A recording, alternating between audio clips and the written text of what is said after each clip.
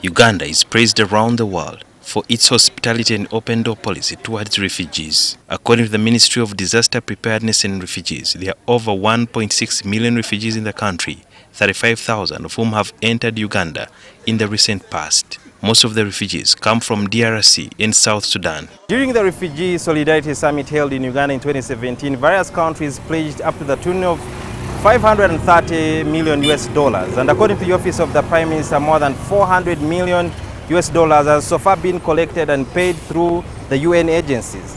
This was done by the pledging countries because they didn't trust the government, saying there were allegations of corruption that needed to be dealt with first. I therefore asked the representatives of these UN agencies as to whether there is accountability for this money, and this was their response. We do use the system to respond, and also the accountability is a joint accountability.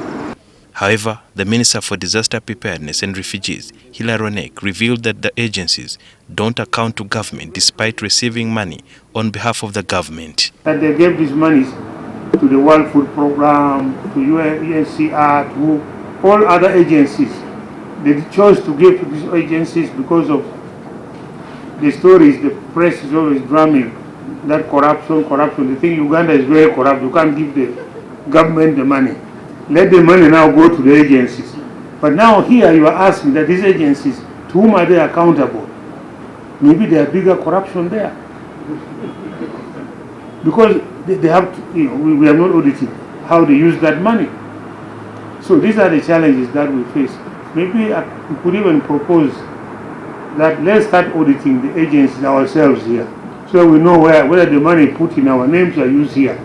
This comes on the heels of government suggesting that other countries, especially where the refugees come from, should contribute to their welfare while being hosted in Uganda.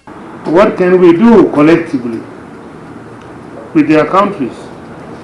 There are these options of having internally displaced people in their countries so that their citizens go back, they become IDPs there. Onek also hinted that the country was getting overstretched by the new refugee influx and urged donors not to focus only on Ukraine. Ukraine also has problems, but now their refugees are looked after much better than those coming into Uganda. That one is of my concern. Is it because they are from the north? Not where I come from, north, farther up there, from Europe. not our north here. Our north here is near. So let them also give us some share of that care.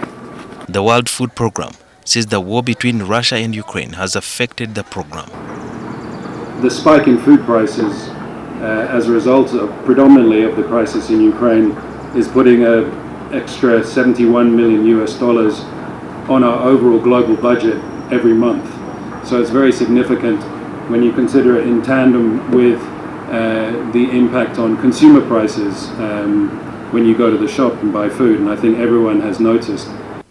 The government of Japan has pledged $3 million with a cash payment of more than half towards the welfare of the refugees. According to Onek, the World Food Program will no longer import food for refugees from outside countries, but task the dealers to ensure they meet the UN agency's required standards. Sudil Yarhanga, NTV.